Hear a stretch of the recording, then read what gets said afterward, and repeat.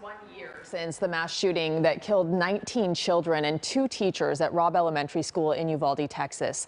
The rampage shocked the nation, only to be followed by many other mass shootings over the past year. Joining us now is Clayton Cranford. He is a retired Orange County Sheriff's Sergeant and a former school resource officer. Thank you so much for being here. Really appreciate having you. It's a very important topic.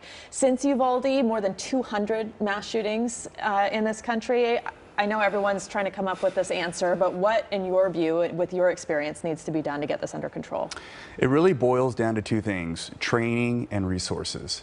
So we have schools, we have law enforcement agencies across the United States who are not prepared to do a behavioral threat assessment. And that's maybe one of the biggest problems is we have a person of concern, they're not trained to properly identify that person. And then the second part is once we identify them, what do we do? Right? So there needs to be resources in the community to address that person's issue, and usually it's mental health, and get them off that path of violence and put them on a healthy path. Yeah, usually we see with these mass shooters, especially when it comes to school shootings, that there were warning signs that either were ignored or overlooked or not taken as seriously. And then, of course, they have access to weapons of war, right? Yeah, so the good news is that these people don't just snap one day. There are observable behaviors that indicate they're on that path of violence. So it doesn't mean we can stop every one of them, but we can do a better job of stopping the ones that we're seeing happen throughout the United States. And the president will speak tonight on the anniversary of Uvalde. Gun violence has been on the rise in general. What do you attribute it to? I think, again, it goes back to mental health. So we have students more than ever struggling with mental health. More students today are saying that they feel hopeless.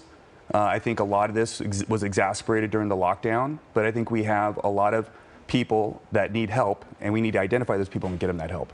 And so you worked in schools. You were also on the threat assessment team. What should schools be doing? Did they flood in counselors to address the mental health issue? Do they put in metal detectors? Do they arm teachers? I mean, what are schools to do in this situation? So schools are responding with adding more counselors, so that's a great start. But also, so the school district and that local law enforcement agency should know how to do a threat assessment, have a threat assessment team program, and then all the stakeholders in that community need to get together: mental health, law enforcement, probation, all those need to come together and come up with a plan so that once we have that person identified, we have a way of managing them.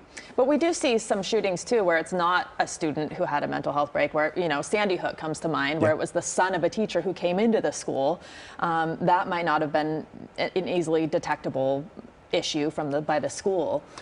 Yeah, true. Most cases, however, more than 80%, somebody knew that that person was struggling on a path of violence, or there was some indicator that they needed help. And Sandy Hook is kind of an outlier because he was living at home with mom, and mom was maybe the only person who realized that he was having an issue. But most cases, when a kid's in school, he's interacting with she's interacting with a lot of people every day, and there's opportunities to intercede. So what should parents be telling their children in terms of looking out for classmates who might be on this path? What should parents look for in their own children as possible warning signs?